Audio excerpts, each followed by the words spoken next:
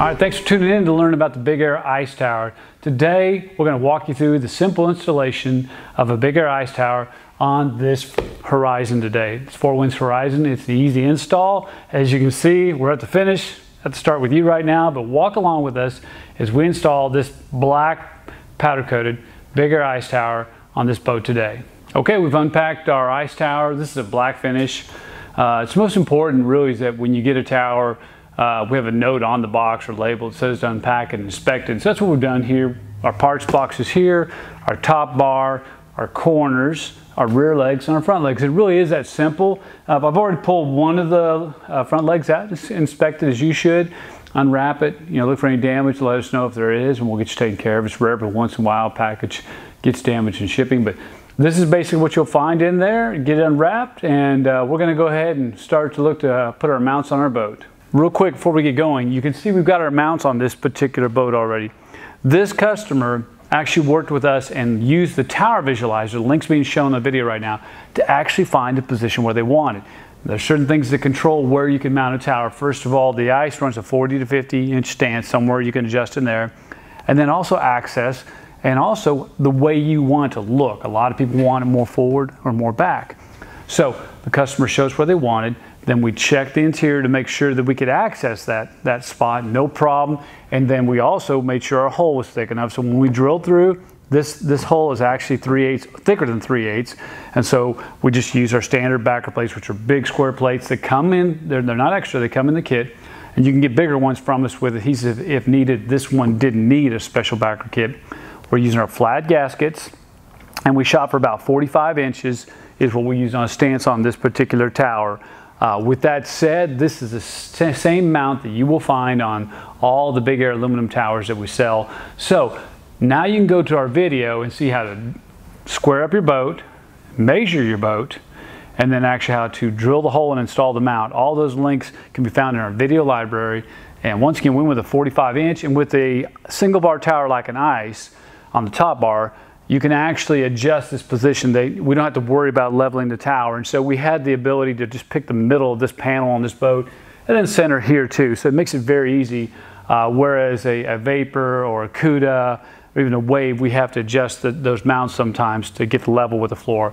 But not a problem on a single bar tower like the Ice or a Torn or some of those type towers. So now that we got our bases installed, let's just go ahead and start putting the tower on. It's a real quick process, and you'll be amazed how easy it is to install a Big Air ice tower. We've laid out on a drop cloth, as you should.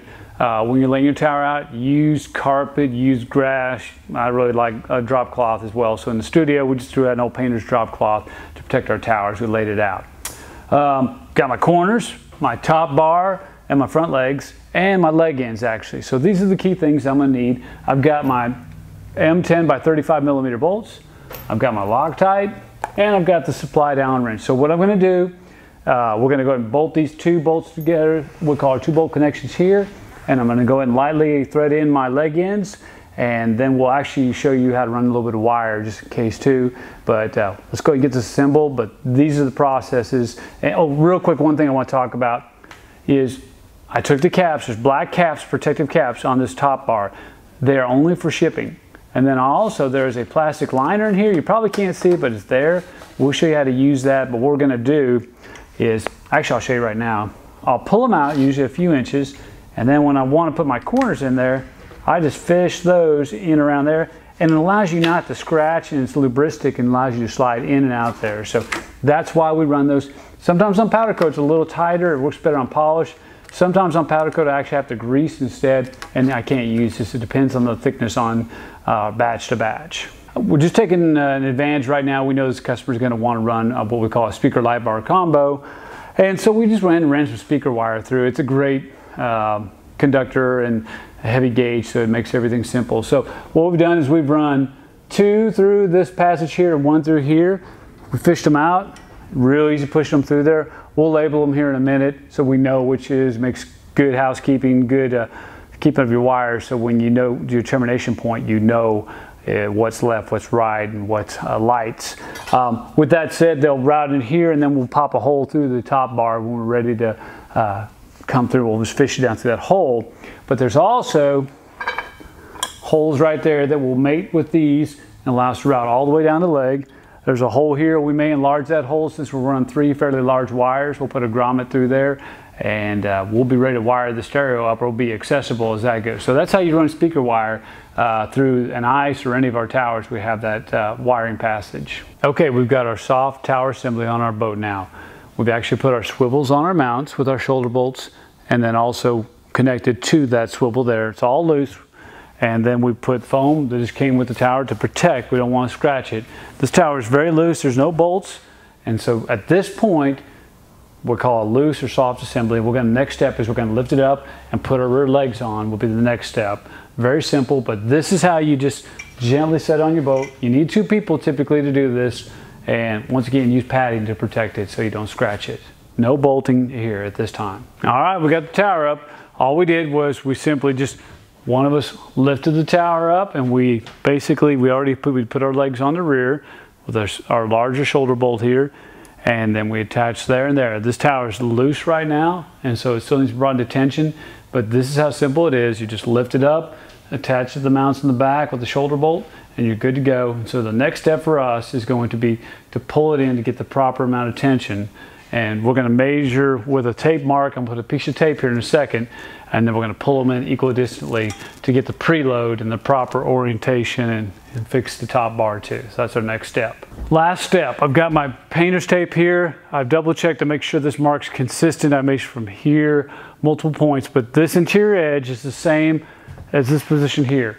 Now, a smart guy will put that tape on when the tube's not in there. And that way you just put it way back here as a go by, and you can go to that, and that's your standard there. And then you're gonna measure, in this case, we're going 4 3/4 from the edge to the edge of the tape, and the same goes for over here. I've already pulled it in, but we use a ratchet strap with a lid to help us slide along there, and we actually put some lithium grease on this one. It's a little tight, and we ran without a liner, whereas our liner fit fine over here. So sometimes you have to be a little flexible. We've oriented our head so it's true at the bottom of the boat. And now what we're going to do is we're going to drill our hole. We're going to use 3/8 bit here, which will get these metric bolts through. It's more standard drill size. And then the last thing we'll do is actually we'll release the tower, and we will actually go in. Well, I've already Loctite these, but I will Loctite any critical bolts. These are night locks, so it's not an issue here. And then I'll do my shoulder bolts, which will be at the bottom down there. I'll mark them with, and since it's a black tower, I'll actually use painter's tape to make that alignment edge. But on a polished tower anodized, I can do it with a Sharpie and wipe that off.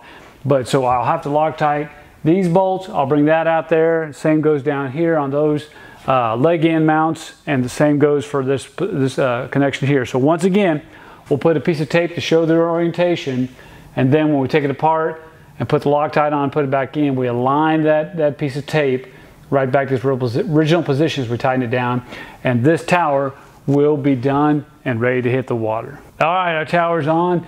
We tightened up our connections here. We need to pull our tape up there and drill our top bolts there, but we're done. The tower's ready to go to the lake.